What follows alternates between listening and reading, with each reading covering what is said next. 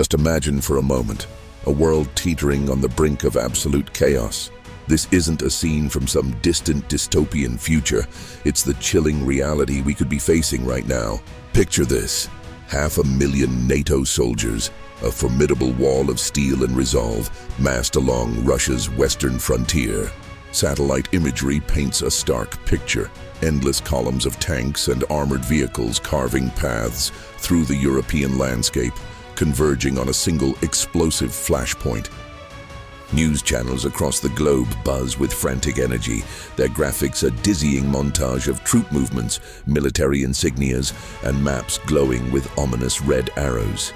The air is thick with tension, a silent global intake of breath as the world watches the largest military build-up since the Cold War unfold in real time. Every soldier's stance, every tank's position screams of an imminent cataclysmic conflict. This is not just a drill, this is the precipice of World War III. Suddenly, a leak shatters the fragile peace. A document, stamped with the stark eagle of the German Bundeswehr and marked Geheime Kommandosache, top secret command matter, finds its way into the public domain. It's a detailed step-by-step war plan, a modern-day Schlieffen plan aimed squarely at Moscow. The narration, low and grave, details its audacious contents over visuals of classified files being hastily passed in dimly lit backrooms.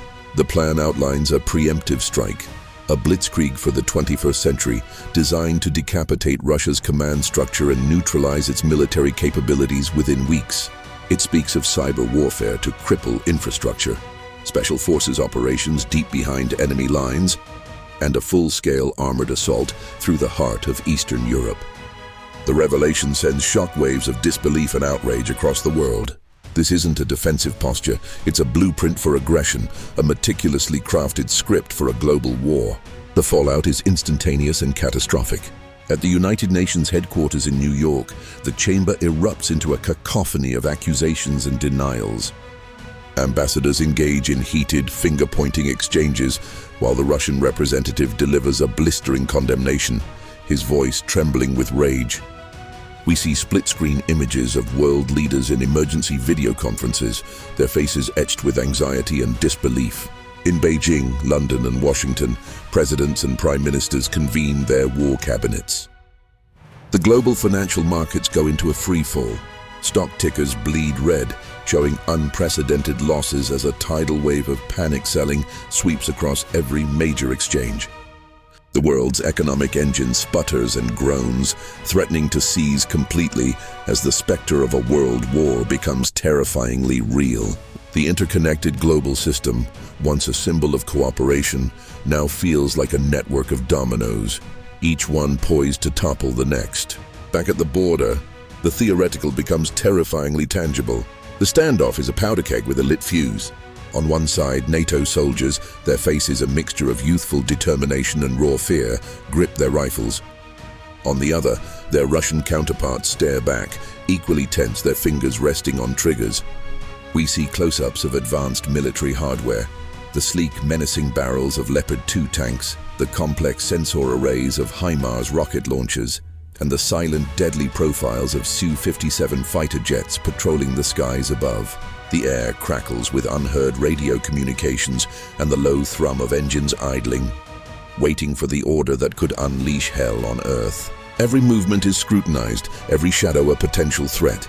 The line separating a tense peace from all-out war is now nothing more than a few hundred yards of frost-covered soil. As the world holds its breath, the final scene unfolds in a sterile underground command bunker. The camera pushes in on a single, trembling hand, hovering inches above a polished red button, its surface gleaming under the harsh fluorescent lights. The fate of billions hangs suspended in this single, heart-stopping moment. The narration drops to a whisper, a chilling question that echoes in the sudden, deafening silence. When the first shot is fired, will anyone be left to hear the last? But what if the point of no return has already been crossed? Perhaps the war didn't start with a bang, but with a whisper, the quiet click of a file being uploaded, the hushed exchange in a shadowy alley, the drawing of a line in the sand. And now, the entire world is left to wonder, is this the end of the beginning, or the beginning of the end?